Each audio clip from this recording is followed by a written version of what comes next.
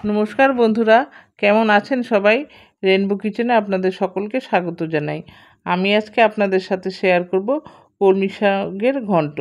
By the way, আমি মীরা, আপনারা দেখছেন রেনবো কিচেন। দেখুন, এখানে আমি সবজি নিয়েছি পটল, কুমড়ো, আলু আর কলমি শাক ভালো করে ধুয়ে আমি কেটে রেখেছি কুচিয়ে। আমার রেসিপিটি যদি আপনাদের ভালো লাগে তাহলে লাইক, কমেন্ট, শেয়ার করবেন। আর নতুন বন্ধুদের বলছি প্লিজ সাবস্ক্রাইব করে আমার পাশে থাকবেন। পাশের বেল আইকনটিও ক্লিক করে দেবেন, তাহলে সমস্ত ভিডিও নোটিফিকেশন আপনাদের কাছে পৌঁছে যাবে সবার আগে। আর পুরনো বন্ধুদের অনেক অনেক ধন্যবাদ আমার পাশে থাকার জন্য। দেখুন, মুসুর ডাল আমি ভিজিয়ে রেখেছিলাম, সেটা মিক্সি করে নিয়েছি। এবার ডালের বড়াগুলো আমি ভেজে নেব সরষের তেলে।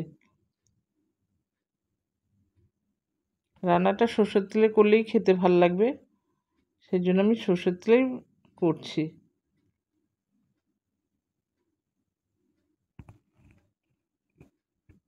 কলমি শাক এইভাবে রান্না করলে না দারুণ লাগে খেতে। আপনারাও একবার ট্রাই করে দেখবেন, খুব ভালো লাগবে। বড়াগুলোর এক পিঠ ভাজা হয়ে গেছে, এবার আমি উল্টে দিলাম। উল্টে পাল্টে আমি বড়াগুলো ভেজে নেব।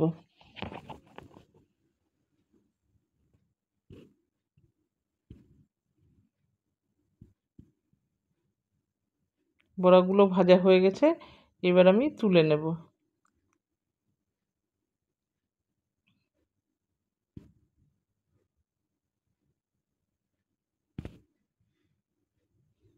বড়াগুলো তুলে নিয়েছি।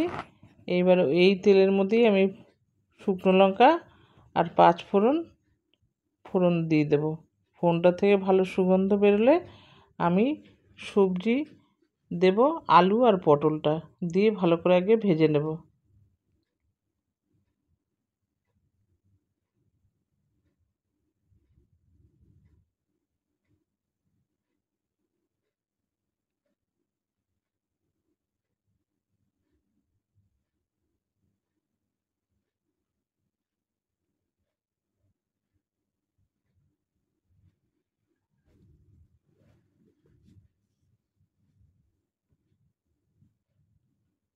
এবার আমি কুমড়োটা দিয়ে দিলাম।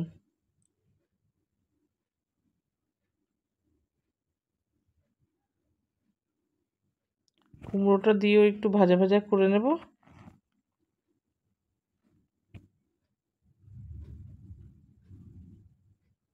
এবার আমি হলুদ গুঁড়ো দিয়ে দিলাম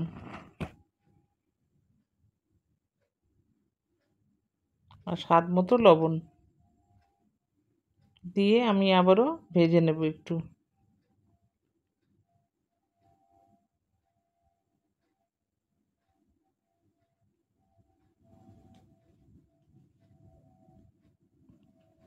সমস্ত সবজিগুলো ভাজা ভাজা হয়ে গেছে। এবার আমি কুচিয়ে রেখেছি যে কলমি শাক, সেটা দিয়ে দিলাম। দিয়ে ভালো করে মিশিয়ে নেব সবজির সঙ্গে।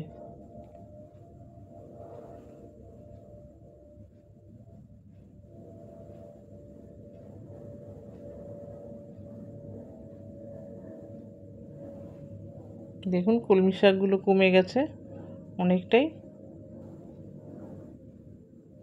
এবার আমি অল্প জল দিয়ে দেব, কুমড়ো আলুগুলো যাতে সেদ্ধ হয়। আর দিয়ে দিলাম কটা চেরা কাঁচা লঙ্কা।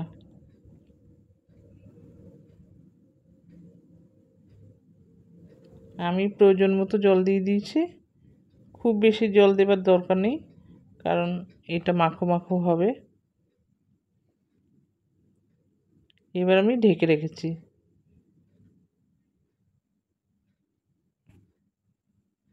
সমস্ত কিছু ফুটে গেছে দেখুন। আলুটা সেদ্ধ হয়ে গেছে। এবার আমি ডালের বড়াগুলো দিয়ে দেব।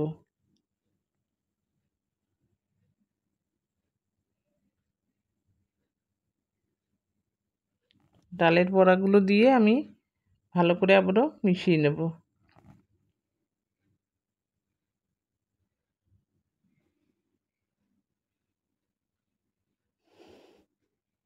আবারও আমি ঢেকে রাখলাম। দেখুন, জলটা অনেকটাই শুকিয়ে গেছে। এবার আমি স্বাদ মতো একটু চিনি দিয়ে দিলাম। এই তরকারিটা একটু মিষ্টি মিষ্টি হলে ভালো লাগবে খেতে। এবার আমি আবারও বেশ ভালো করে নেড়েচেড়ে দিলাম।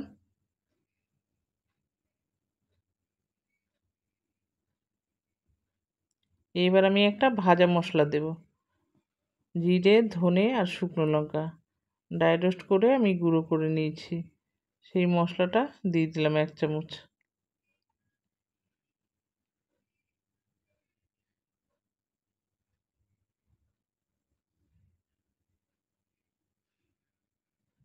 আবারও নেড়েচেড়ে মিশিয়ে দিলাম।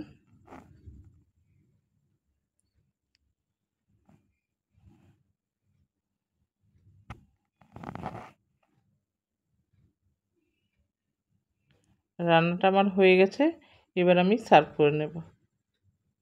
দেখুন আমি সার্ভ করে নিয়েছি। আবার দেখা হবে পরবর্তী ভিডিওতে। ভালো থাকবেন, সুস্থ থাকবেন। ধন্যবাদ।